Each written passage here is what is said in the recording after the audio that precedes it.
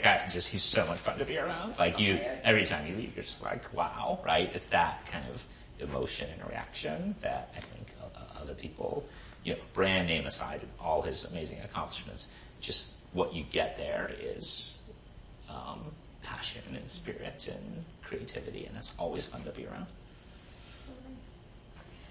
What is something about DC that you've been surprised to learn, or something that surprised you over the last 20 years of being here?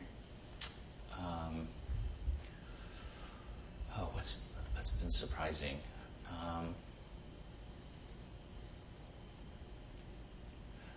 I think it's and having never lived here before, I think the best surprise is how great of a place it is to raise a family.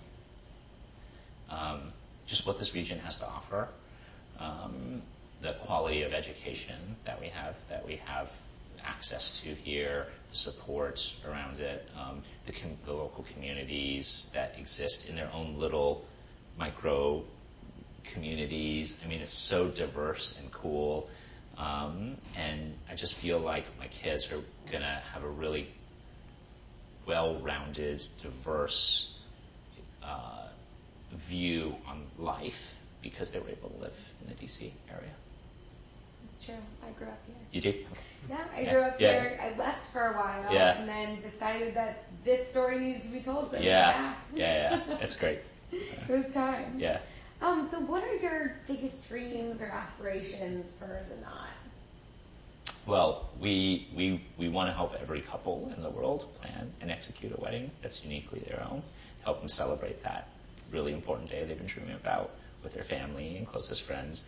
And we want them to, be able to do that with a smart digital wedding planning app all on their phone. So today we are in 15 countries. We operate leading websites and leading apps in 15 countries. There are a lot more than 15 countries out there, and we hope to be able to continue to grow and expand. Funny story, in my past life, I was a television producer, and we were working on a show that was it was called Marriage or Mortgage. Oh, really? So the idea was that you got X amount of money that you were, to spend on your wedding. Yeah. Now, there was this debate of, should you spend that money on a wedding for this one-time experience? Yeah. Yes, it's once in a lifetime. It's only going to happen once. That's right. Or do you do that to your future? Yeah. And the show did not work because it didn't matter how many couples we casted to do it. At the end of the day, even if we thought that they were going to go for the mortgage, not one single person. Yeah. My parents gave me this. They were like, here's the amount of money you can have for either one, like do whatever you want with it. And I was like, I'm having a wedding. I'm like, so it was just, that was like my first, I think, real hit in the face with just like the concept of it, and that even if you go into it thinking maybe it doesn't mean anything to you, the idea of it maybe being taken away or it not happening just change, and it was men and women alike, and it didn't matter that, any version of the couple, they really came down to that experience. Building on that, I'd imagine that sentiment, if it could be stronger, maybe even stronger today, when you think about the quantity of how relationships work today, just the communications that go back. We're sort of like text, push notifications, like pretty transactional, fast sort of thing.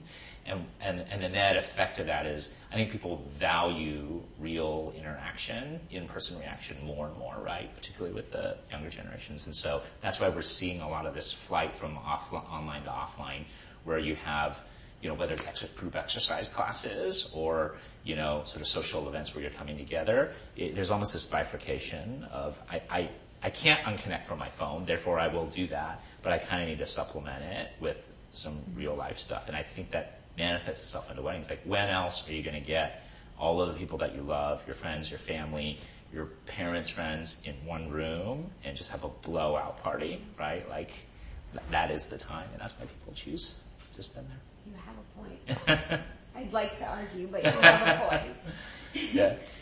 So what are some of your biggest dreams, aspirations for the DMV as we move forward, as Amazon ripped off that Band-Aid and showed everybody what we were having? The biggest aspirations for this area are just like the talent should just continue to flood in here, right? And what that's going to do is create more opportunity for everyone else. It's going to help the businesses in this area be more successful, which then will lead to us being able to build future leaders that are going to build even better companies, and whether that's, in tech or biotech or, restaurants, and like, you're going to see that continue to happen. And so I think it's going to be great for this area. Just the last few things. Yeah. Why is creativity so important? Creativity is important because that's what moves us forward. I think it's what moves us forward as a generation, I think it's what moves us forward as humans, right? I love this question because I was thinking about this of like, how do you spot creativity? Kind of like, how do you know when something is creative? And what I thought about was two things. One is the reaction I get when I see something and I'm like, oh God, like, why didn't I think of that? And then the second reaction is, that's so dumb, it's never going to work. And then it becomes like the next biggest thing ever, whatever it is, right?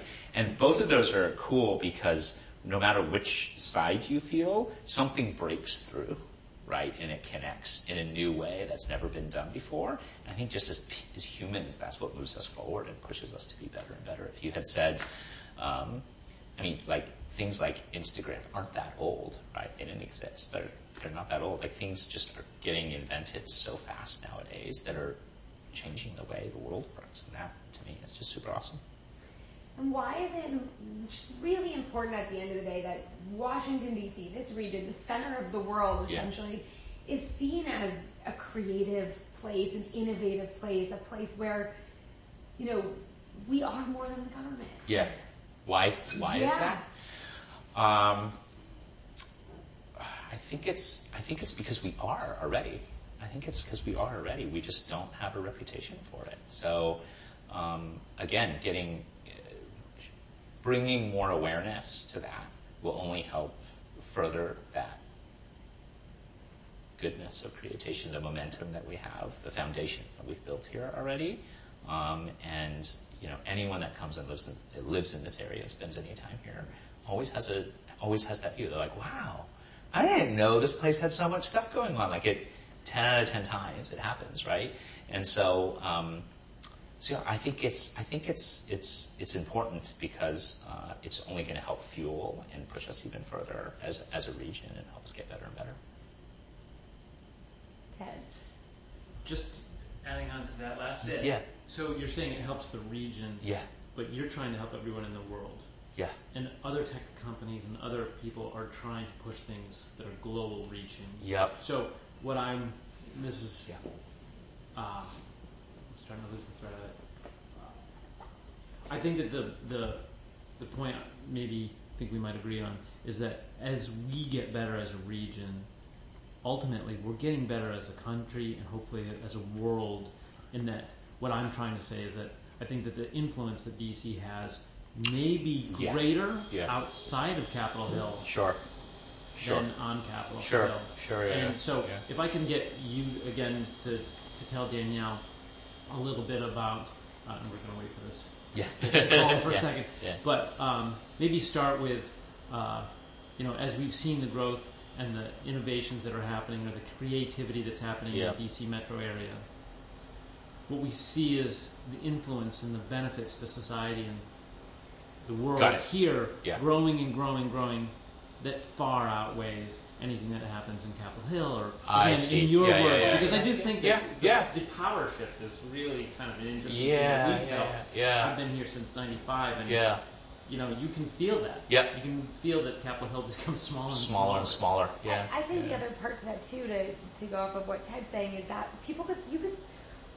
you could make an argument as to why you could start a business anywhere, right? You could probably find somewhere that had great quality of life, all the resources you needed, but being uniquely situated here, and really with the proximity to the government, but also the overall fact that people come here to change the world, or the rest of the world also looks to DC as the center of the world. So why is it so important to build those businesses here and to kind of have a shifting point again? Got it. Well, I think it's my point, and we can cover it twice, but the influence. What people don't know is that there's a